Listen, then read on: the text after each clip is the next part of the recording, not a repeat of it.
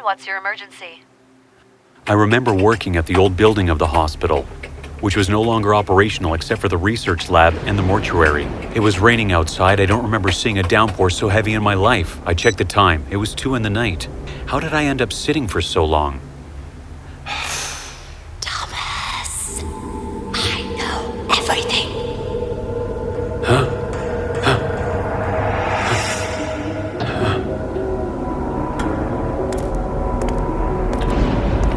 I tried to book a ride but realized that my phone had no internet, no network.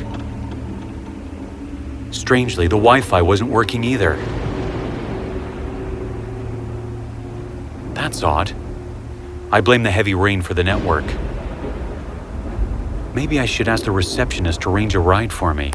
I called the reception desk. No one answered.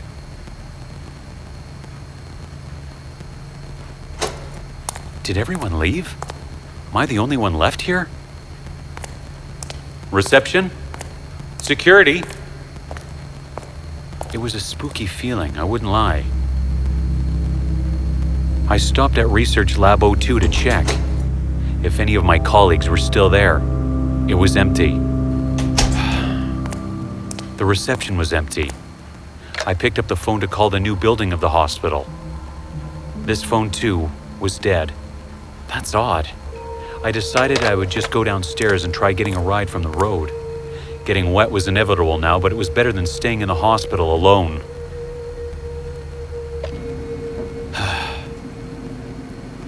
Thomas, I know everything. God, this must be the slowest lift in the whole world. Suddenly, I felt as if there was someone at the far end of the corridor, where the mortuary was. The lights were dim at the end of the aisle, so I couldn't make out if it was someone standing or just...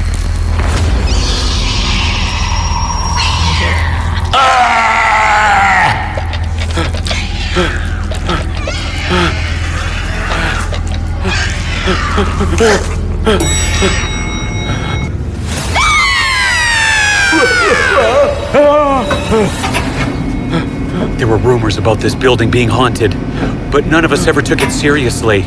20 years as a doctor in that hospital. And I'd never seen anything like that. I was shivering. I wanted to throw up.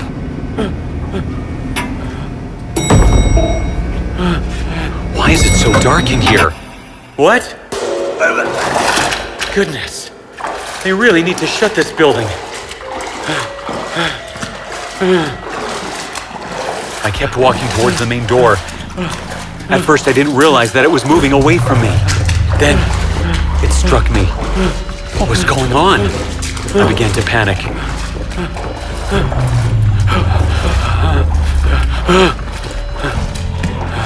I stopped and looked around at the walls. I think I saw something move. My heart jumped into my mouth. The painting on the wall began to shake. The pictures within it, the figures began to move.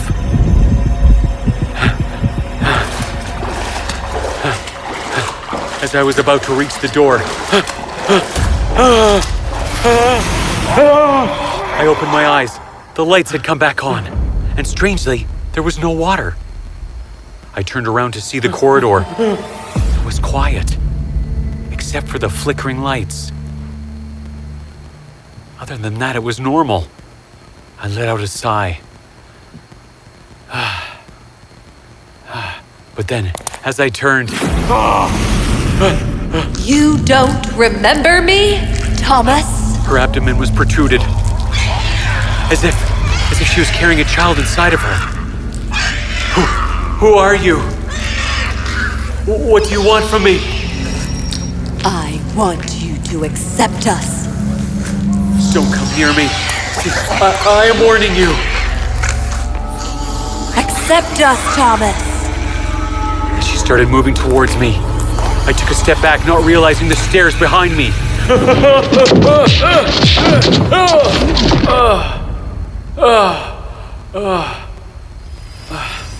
Don't you dare run away from us, Thomas.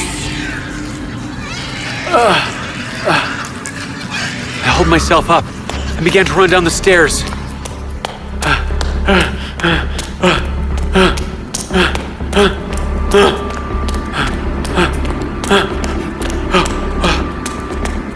I kept running down the stairs, but they wouldn't end. I don't know if I was losing my mind or if this was actually happening.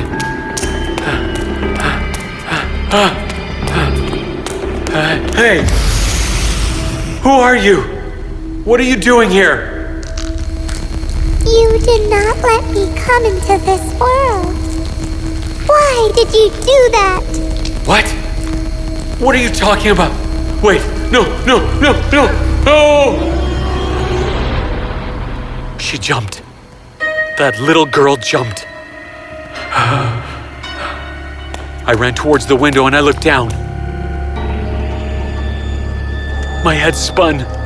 The ground looked further down than it actually was, and it seemed as if I was on the 13th floor, but the building only has 12 floors. How is it possible? I removed my phone from my pocket. It still didn't have connectivity.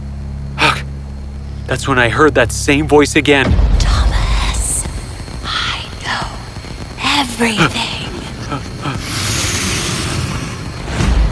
I turned and ran towards the door. What? I was back inside the same floor where I had been earlier. The lights were still flickering, and the phone at the reception was ringing. A wave of relief hit me. I ran towards it. Hello? Hello? I'm stuck here. Please help me. Hello? Thomas. Thomas, it's me, Anita. I checked it again. I am surely pregnant. I was about to speak when suddenly I heard my voice, as if another me was on the line too. Anita, you know what to do. We will have to abort the baby. No, Thomas. I want to keep it. This is our baby, Thomas. But Anita... I am sorry, Thomas. It's a sign of our love. And Thomas, I'm going to tell Rebecca too. Anita, no. You will not do anything like that. She is my wife. Thomas, she has to know. She is my sister. I cannot hide it from her. All right, listen to me. Let me come see you, okay? Let's talk first and figure out how to tell her. Cool? Don't tell her anything before I see you. All right, Thomas. I love you. Bye. As I stood, holding the phone listening to the conversation between me and my sister-in-law, memories came flooding back to me. I remembered that 2 days ago, after I received the call from Anita, I went to meet her and a plan ready in my head. Thank you for coming. You know, I really need your support during this time. Whose photo is that? Oh, that's not a photo. It's an illustration. I made it. I was imagining how our girl will look and ended up drawing this. Thomas, I cannot wait to start a new life with a...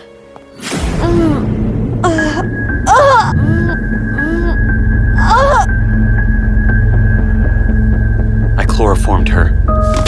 She fell to the ground. Then I injected her with a drug, which stops the heart instantly. I cannot be traced after the person has been dead from it for more than 24 hours. My plan was working perfectly. Next, I put her in the bathtub and filled it with water. She was going to drown in it. When the cops would come, they'd think she got a heart attack while bathing. Perks of being a doctor, you see. I kept the receiver down. I killed Anita. How do you feel now, Thomas? Anita, I can explain every... Thomas!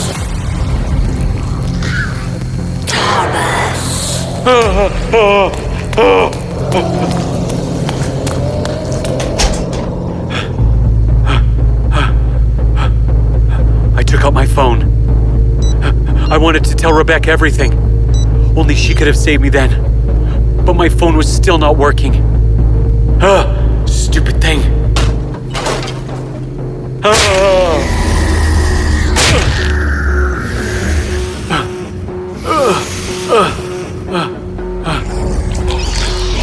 There she was, crawling towards me. Please, Anita. Please, I loved you. You know that. But she didn't listen and kept crawling towards me. I closed my eyes, squeezing them shut, And then something happened. Something I didn't expect. I heard the sound of a morgue cabinet drawn out. I opened my eyes. Anita wasn't there anymore. I looked to my right, towards the cabinet. My body froze. For the dead body in it was mine? A bullet hole right at the center of my forehead. What? And that's when it struck me. I remembered everything. I was killed yesterday by my wife. My wife had shot me. So all this while I was just...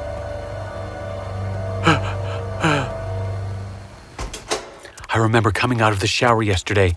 My wife, Rebecca, was standing there at the living room, wearing a dark red satin gown. "Hey, honey, you look gorgeous. Going somewhere?" Thomas, I know everything. "What? What are you talking about?" She raised her left hand to show me my cell phone. Then she played a voice recording. Thomas, it's me, Anita. Apparently Anita had recorded our last conversation. I am surely pregnant. I did not even think she was that smart. I was caught. No, Thomas. You I ruined wanna keep not it. 1, but 3 lives. So I now am gonna ruin yours. "Baby, I can..." Too late. She had fired the gun. 911, what's your emergency? My husband killed my sister. And then shot himself.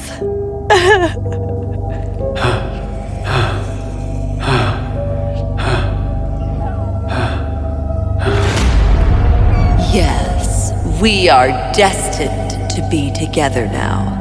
Forever, Thomas. I got what I deserved. No!